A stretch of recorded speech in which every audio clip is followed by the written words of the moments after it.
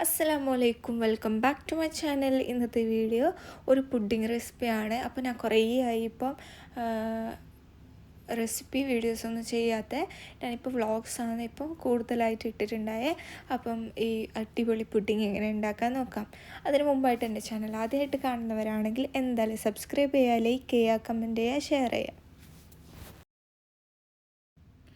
ഈ പുഡിങ് ഞാൻ അഹാന കൃഷ്ണൻ്റെ വ്ളോഗിൽ കണ്ടിട്ട് എനിക്ക് ഉണ്ടാക്കണം തോന്നിയൊരു പുഡിങ്ങാണ്.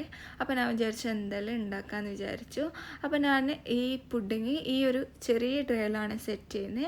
അപ്പോൾ അതിൻ്റെ ഒരു ക്വാണ്ടിറ്റിയാണ് ഞാനിപ്പോൾ ഇവിടെ എടുത്തിട്ടുള്ളത്. അപ്പോൾ ഇതാ ഒരു ബൗളിൽ 3/4 ബൗൾ ഞാൻ മാംഗോൻ്റെ പ്യൂരി ആക്കിയിട്ട്, അതായത് മാംഗോ മിക്സിയിലിട്ടിട്ട് അങ്ങനെ തന്നെ വെള്ളമൊന്നും ഒഴിക്കാതെ അടിച്ചത്. പിന്നെ ഇതാ ഒരു വലിയ കപ്പിൽ മാംഗോ ചെറുതായിട്ട് കട്ട് ചെയ്തതുണ്ട്. പിന്നെ ഇത് തേങ്ങാപ്പാലാണ്. അപ്പം തേങ്ങാപ്പാൽ കുറച്ച് പഞ്ചസാരയും കൂടി ഇട്ട് നമ്മളെ മധുരത്തിനനുസരിച്ച് പഞ്ചസാര ഇട്ട് കൊടുക്കാം.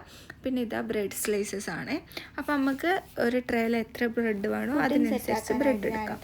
ഫസ്റ്റിൽ ബ്രെഡ് ട്രേയിൽ വെച്ച് കൊടുക്കുന്നുണ്ട്. അപ്പം ട്രേക്ക് കണക്കായിട്ട് നമുക്ക് ബ്രെഡ് വെച്ച് കൊടുക്കാം. ബ്രെഡ് വെച്ചതിന് ശേഷം ഞാനിതാ തേങ്ങാപ്പാൽ ഫുള്ളായിട്ട് ഒഴിച്ചു കൊടുക്കും. ഫുള്ളായിട്ടല്ല, ബ്രെഡ് സോക്ക് ചെയ്യുന്നത്ര തേങ്ങാപ്പാൽ ഒഴിച്ചു കൊടുക്കുന്നുണ്ട്. അപ്പോൾ തേങ്ങാപ്പാൽ ഒഴിച്ചതിന് ശേഷം നമുക്ക് മാംഗോ പീസസ് അതിലേക്ക് ഇട്ട് കൊടുക്കാം.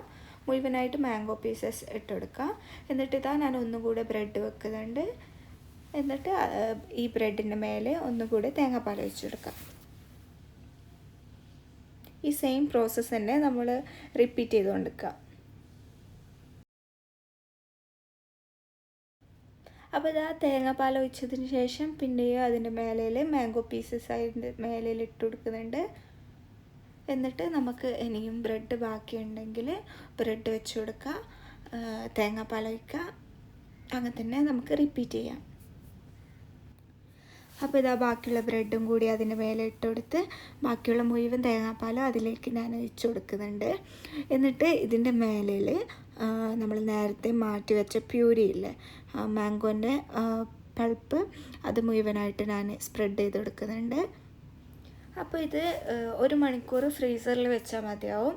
അല്ലെങ്കിൽ ഫ്രിഡ്ജിലാണെങ്കിൽ 2 മണിക്കൂർ പെട്ടെന്ന് തന്നെ ഇത് സെറ്റാവും.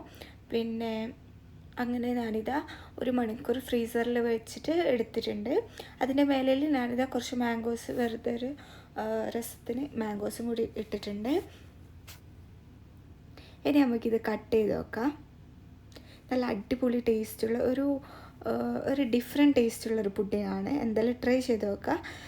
മാങ്ങ ഇഷ്ടമുള്ളവർക്ക് എന്തായാലും ഇഷ്ടപ്പെടും. അങ്ങനെ ഒരു അടിപൊളി പുഡിങ്ങാണ്. അപ്പോൾ എല്ലാവരും ട്രൈ ചെയ്ത് നോക്കിയിട്ട് എന്തായാലും കമൻ്റായിട്ട് അറിയിക്കണം. പിന്നെ എൻ്റെ ചാനൽ ആദ്യമായിട്ട് കാണുന്നവരാണെങ്കിൽ എന്തായാലും സബ്സ്ക്രൈബ് ചെയ്യാൻ മറക്കരുത്. സബ്സ്ക്രൈബ് ചെയ്തവരെ എന്തായാലും ലൈക്കും കമൻറ്റും ചെയ്യുക. Thank you.